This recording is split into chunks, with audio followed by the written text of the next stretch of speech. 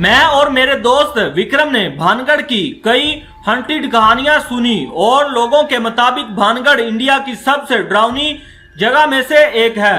भानगढ़ में सूरज ढलने के बाद अंदर जाना कानूनन मना है। कहते हैं कि इस किले में राजकुमारी रत्नावती रहती थी, जिसकी खूबसूरती की चर्चा दूर दूर तक की जाती थी। किले के पास ही एक सनासी नाम का तांत्रिक रहता था, जो राजकुमारी की खूबसूरती से मंत्रमुग्ध हो गया था और किसी भी कीमत पर राजकुमारी को हासिल करना चाहता था। एक रोज राजकुमारी अपने दोस्तों के साथ इत्र लेने निकली। उस तांत्रिक ने यह देखा और इत्र में काले जादू की मदद से ऐसा कुछ मिलाया जिसे लगाते ही राजकुमारी उसके वश में हो जाए। किसी नगरवासी को इसकी खबर लग गई और उसने ये सब जाकर राजकुमारी को बता दिया। यह सुनकर राजकुमारी ने अपना वो इत्र की बोतल उठाकर महल के बाहर फेंक दी और वो चट्टान पर जा गिरी। काले जादू की वजह से वो चट्टान उस तांत्रिक की तरफ चले गई और उसको कुचल डाला। अपनी आखिरी सांस लेते हुए उसने पूरे भानगढ़ को एक श्राप दिया और कहा, भानगढ़ अब कभी सुखी नहीं रह पाएगा और यहाँ जो भी नमाज करेगा वो सब मारे जाएंगे।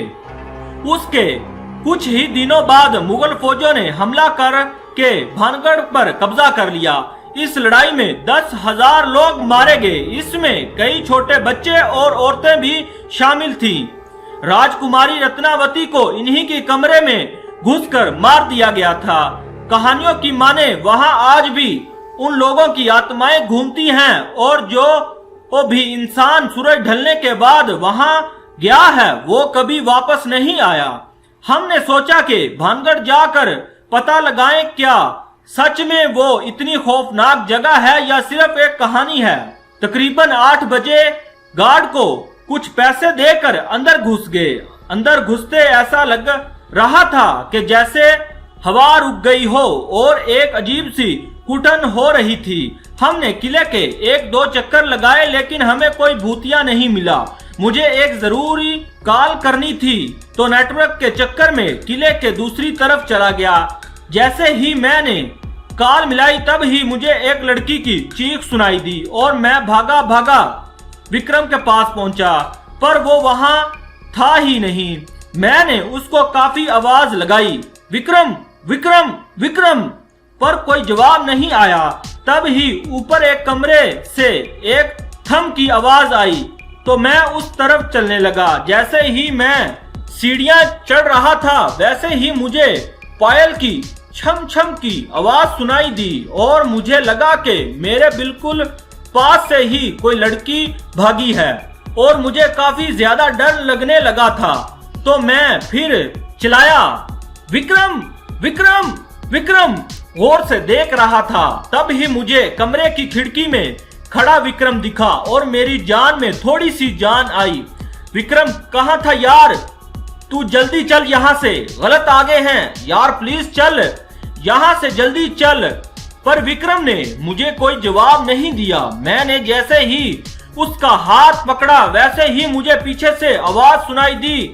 जब मैंने देखा कि विक्रम अभी दरवाजे से आया है, मैंने जिसका हाथ पकड़ा है वो कोई और है, तो मेरी बुरी तरह हालत खराब हो गई। जैसे ही मैंने उसका हाथ छोड़ा उसने मुझे मुड़कर देखा।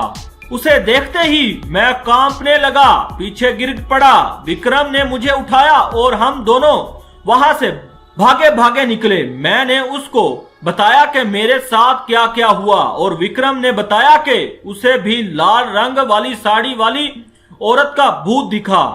हम वहां से बच तो गए, अपने घर तो आ गए, पर उस वाक़े के बाद हम कभी भानगढ़ की कहानियों को नजरअंदाज नहीं करते और ना ही किसी को जाने का मशवरा देते। दोस्तों सब्सक्राइब करें कार्टून उर्दू स्टोरी को और सुने ऐसी सच्ची कहानी के बारे में।